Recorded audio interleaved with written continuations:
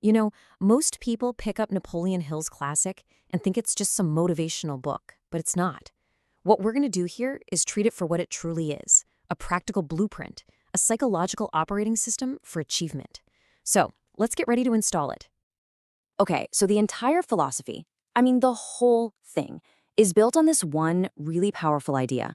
Every single result you see out there in the world, every business, every invention, every fortune, it all started as a clear, dominant thought. And what that means for you is that your external results, they're just a mirror of what's going on inside your head. And this, right here, illustrates the key difference perfectly. Think about it. Motivation, it's a feeling, right? It feels great, but it fades. An operating system, though, that's a framework you actually install. It runs every single day, in the background.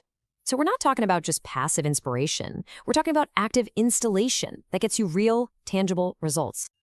All right, so here's our game plan for installing this system. First, we'll break down the core blueprint. Then, we're going to talk about how to turn a simple desire into rock-solid faith. After that, it's all about execution, with a master plan and conquering those inner fears that hold you back. And we'll wrap it all up with a concrete 2-week action plan you can literally start today. Okay, let's kick things off with the fundamental equation that powers this whole system. You can think of this as the core logic, like the central processing unit for turning an intangible thought into something real. So here's the crucial takeaway. When you actually focus and discipline your inner world, your thoughts, your desires, your beliefs, your outer world kind of has no choice but to start aligning with that focus. If your inner world is a mess, you're going to get messy results. The connection is just that direct. And honestly, this is the perfect way to think about it. Just saying, I want to be rich is like hopping in a taxi and telling the driver, hey, take me somewhere good. It's completely useless, right? Your brain needs a precise destination. Only then can it start calculating the route. Without that, all your energy is just scattered. All right, now let's get to the foundation of the system. This is where the real work begins. It's where you define exactly what you want and start that process of building an absolutely unshakable belief that you can get it. Now, this isn't your typical goal setting. Hill calls this creating a burning desire, and it demands total specificity. You got to be definite about the amount. You have to be clear on what you'll offer in value for it because, let's be real, there's no such thing as something for nothing, and you need that precise date you intend to have it. So here it is. This is your first actionable task, your first micro step.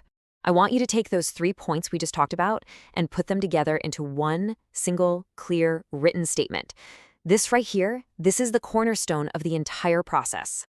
And what's really interesting here is the difference between just wishing for something and truly desiring it. Wishing, it's passive, right? It's just hope without any kind of plan. But a burning desire, that's an active obsession. It's the psychological fuel that's going to drive you through all the setbacks and keep that persistence going.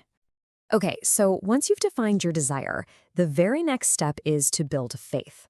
And let's be clear, in this system, we're not talking about faith in a religious sense. It's a purely psychological concept. It's basically the act of conditioning your subconscious mind by feeding it your statement of desire over and over and over until it just accepts it as a fact. Think of it this way. Your subconscious mind doesn't argue or debate with you. It just absorbs whatever you plant in it. So if you're not out there intentionally planting seeds of success and belief, what do you think is going to grow by default? Weeds. Weeds of fear, doubt, and all that negativity. You have to be an active gardener of your own mind. And that brings us to micro step number 2. So how do you plant those seeds? Through repetition. You're going to read that written statement aloud every single morning when you wake up and every single night before you go to sleep. And this is key. As you're reading it, you have to mix it with emotion. You need to see and feel yourself as if you already have it. Okay, so we've handled the internal setup, the what and the why of this whole thing. Now we're going to shift gears to the how. This part is all about building the external engine that's going to bring your blueprint to life. A huge mistake people make is thinking they need to know everything. You absolutely don't. Hill talks about Henry Ford, who wasn't an expert in everything, but he knew exactly what knowledge mattered. The real key here is depth, not breadth. Master one skill for one market with one system. That's where the power is.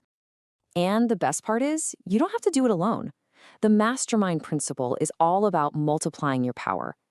The idea is that when two or more minds get together and work in perfect harmony, they create this sort of third, invisible mind, a source of incredible new ideas, accountability, and just amplified energy. And look, this doesn't have to be some big, complicated thing. You can start with a really simple, powerful group of 3 people. And that, of course, leads us right into our third micro step, forming a small, focused group to help you stay on track. So here's a super simple way to put this into practice.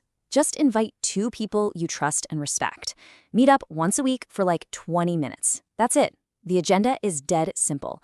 What did you say you were going to do last week? What did you actually do? And what are you committing to do next week? It's all about accountability and brainstorming, nothing more. This quote, this is really the heart and soul of the execution phase. Look, your plans are going to fail sometimes. You are going to face what feels like defeat. Persistence is the one quality that separates the people who eventually win from those who don't. It's that sustained effort that turns a simple plan into real momentum. All right, we've covered the plan, we've covered the mindset, but there is one major obstacle that just derails almost everyone. It's the single biggest blocker to actually getting things done, and that is fear. And this is such a powerful way to visualize it. You can have the most perfect plan, the most powerful engine, but if that psychological handbrake of fear is pulled up, you're going absolutely nowhere. I mean, you can slam your foot on the accelerator all day long, but you're not going to move an inch until you release that brake. So Hill identified these 6 core fears as being the root cause of pretty much all hesitation and inaction. Just stop and think for a second. How many incredible dreams have been killed by the fear of criticism alone? So the very first step to beating them is to figure out which one of these is holding your handbrake. Okay, we've covered the entire operating system. So now let's package all of those micro steps into a simple, immediate action plan, something you can start doing the second this is over. All right, here it is. This is your challenge for the next 2 weeks. Day 1, I want you to complete micro step number 1 and write your statement. Then, for all 14 days, you're going to complete micro step number 2 and condition your mind twice a day. And finally, by the end of that first week, your mission is to complete micro step number 3 and hold your very first mastermind meeting. See? Simple, clear, and totally actionable. You know, at the end of the day, this system isn't something you just read about. It's something you do. Every single great achievement starts with one thing, a definite decision. You have the blueprint now, so the only real question left is, when are you going to start building?